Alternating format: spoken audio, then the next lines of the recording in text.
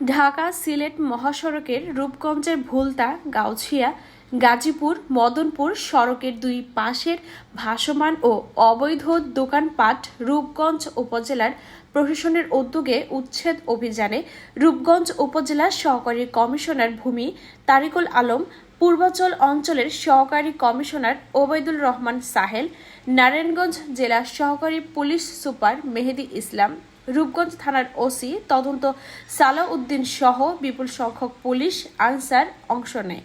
রূপগঞ্জ থেকে হাফেজ মমিনের পাঠানো প্রতিবেদনে দেখুন বিস্তারিত। রূপগঞ্জ উপজেলা সহকারী কমিশনার ভূমি তারিকুল আলম বলেন, দীর্ঘদিন ধরে রূপগঞ্জের ভুলতা গোলাকান্দেল এলাকার সড়কের দুই পাশ বেদখল হয়ে আসছে। সেখানে ক্ষুদ্র ব্যবসায়ীরা ভাসমান দোকান বসিয়ে ব্যবসা করে। সুযোগ পেয়ে অসাধু একটি চক্র সুবিধা নিয়ে তাদের দোকান বসাতে সহায়তা করে। উচ্ছেদের পর আবারও তারা ফুটপাত দখলে নেয়। নারায়ণগঞ্জ জেলা সহকারী পুলিশ সুপার মেহেদী ইসলাম বলেন, আসন্ন ঈদে মহাসড়ক যানজট মুক্ত করতেই এ অভিযান চালানো হয়েছে। ফুটপাত ও মহাসড়ক দখলদারের উচ্ছেদ অভিযান অব্যাহত থাকবে।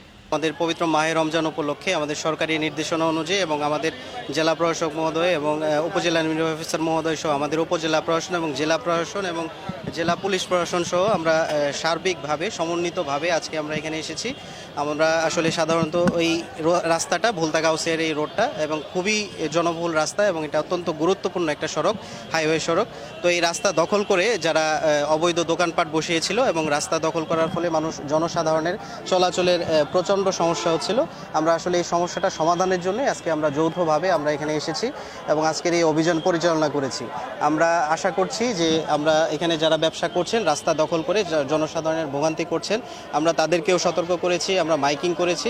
আমরা আশা করব যে তারা এখানে আর বসবে না এবং আমাদের এই অভিযান অব্যাহত থাকবে। আজকে আমরা যত দোকানপাট ছিল রাস্তার দুই পাশে সকল ধরনের দোকানপাট আমরা উঠিয়ে দিয়েছি এবং তাদের এখানে না বসার জন্য নির্দেশনা দেওয়া হয়েছে এবং তারা নির্দেশনা আসলে সবারটাই দেখতে হবে। উপজেলা প্রশাসনের সাথে আলোচনা করে তাদের পুনর্বাসনের জন্য অতি দ্রুত আমরা একটা ব্যবস্থা করার জন্য ইউনো মহোদয় সহ আমাদের জেলা প্রশাসক স্যার সহ আমাদের পুলিশ সুপার মহোদয় সহ বসে দ্রুত একটা ব্যবস্থা করার জন্য আমরা ঊর্ধ্বতন কর্তৃপক্ষকে জানাবো।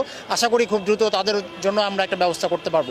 বাট যতদিন পর্যন্ত ব্যবস্থা করা হয় নাই এই রাস্তাটা সম্পূর্ণ ফাঁকা থাকবে, কারণ আপনারা জানেন এটা ঢাকা সিলেট হাইওয়ে, অত্যন্ত বাংলাদেশের অর্থনীতির জন্য অত্যন্ত গুরুত্বপূর্ণ একটি রাস্তা।